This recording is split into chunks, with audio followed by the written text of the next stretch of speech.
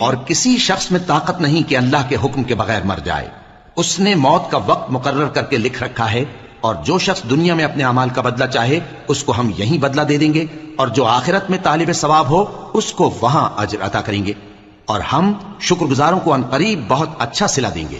اور بہت سے نبی ہوئے ہیں جن کے ساتھ ہو کر اکثر اہل اللہ دشمنوں سے لڑے ہیں، تو جو مصیبتیں ان پر اللہ کی راہ میں واقع ہوئیں ان کے سبب انہوں نے نہ تو ہمت ہاری اور نہ بزدلی کی، نہ کافروں سے دبے. اور اللہ استقلال رکھنے والوں کو دوست رکھتا ہے. اور اس حالت میں ان کے منہ سے کوئی بات نکلتی تو یہی کہ اے پروردگار، ہمارے گناہ اور زیادتیاں جو ہم اپنے کاموں میں کرتے رہے ہیں معاف فرما، اور ہم کو ثابت قدم رکھ اور کافروں پر فتح عنایت کر. تو اللہ نے ان کو دنیا میں بھی بدلہ دیا اور آخرت میں بھی بہت اچھا بدلہ دے گا. اور اللہ نیکوکاروں کو دوست رکھتا ہے.